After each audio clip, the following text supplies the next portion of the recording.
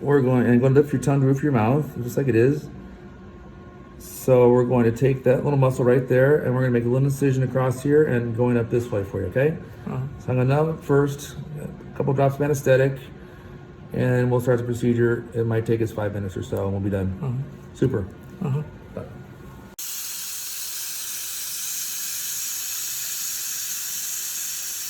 So a small incision, trying to stay above the salivary gland duct because we don't want to damage those. He's not feeling anything. We don't see him flinching. And there's some major blood vessels right here. We want to avoid those, of course.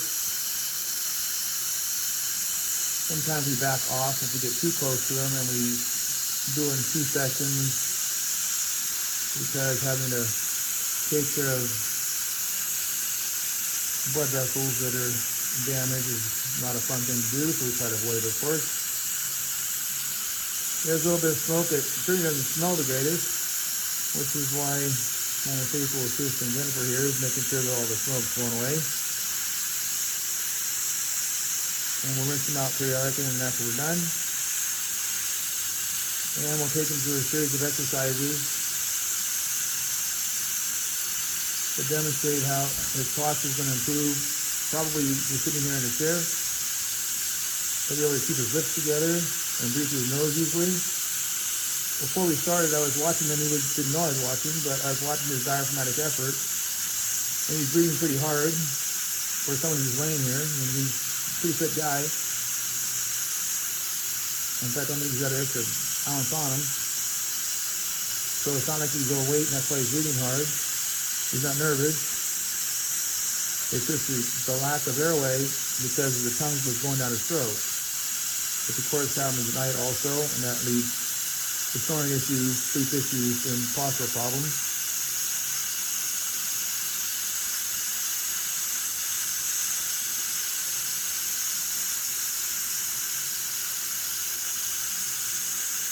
I kind of have my own technique. Some people will get really aggressive.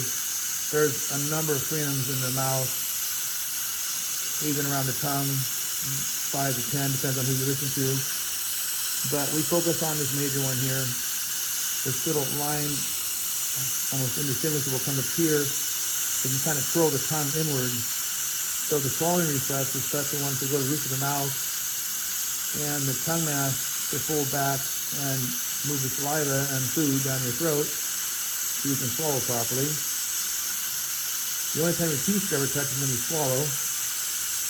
And when you've got that proper reflex and proper positioning of everything, and the muscles are working in unison, less likely to choke on large tablets, for instance, or a dry piece of food. Speech tends to improve dramatically. I'm going to give him a little break for a second. You're going to close down. Need a little rinse at all? Okay. Keep on going.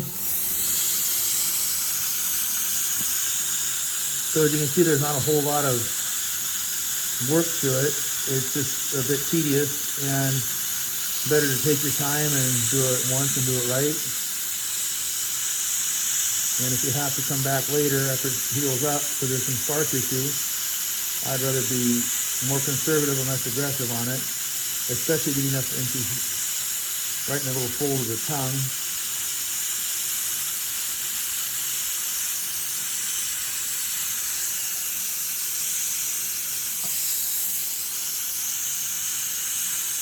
A little bit of bleeding there, so we don't worry about that. Once we give you this laser, we can cauterize it immediately, and it will heal up on eventually. Mostly, if there's any pain, maybe a Tylenol or Motrin, but there's very little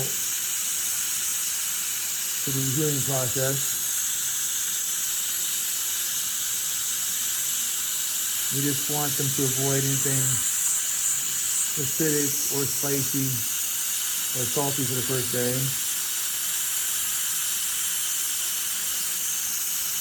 I'm just cauterizing those little blood vessels there. I was a little more aggressive down here than normal. because of where his tongue was tethered. And that should be it. So be so kind and go ahead and stick your tongue out straight as far as you can go. Just keep on going. We had some pre-op photos we'll load up, but his tongue was folded in on itself and he couldn't extend it out that far. And of course he's numb now, so it's hard for him to even know where his tongue is at. Try and touch your nose. You won't be able to, but try to get there. And go left and right as far as you can go. Those are your exercises. You'll do about 7 to 10 repetitions a couple times a day, maybe take a few minutes. Now go ahead and close down and put your lips together and keep them sealed. You can see how dry his lips are. It's like a desert here because he's been breathing through his mouth his whole life. And then keep your shoulders back and keep your lips together. Breathe easy through your nose. And I'm watching your diaphragm and watching the effort of your diaphragm, and it's decreasing from what it was before when we started. And you're able to keep your lips together, which is awesome. That's how we want you. And we want you to breathe through your nose because it's more effective and healthier. And the shoulders are back. They're perfectly, like a Marine here. He's got perfect posture, which he didn't have when he walked in. He's kind of slouching over a little bit. And laying back like this, normally a man like this would have, he'd be struggling to get air because his lips are sealed off because there's not enough of his nasal capability. But still his diaphragmatic effort is very low, which is great.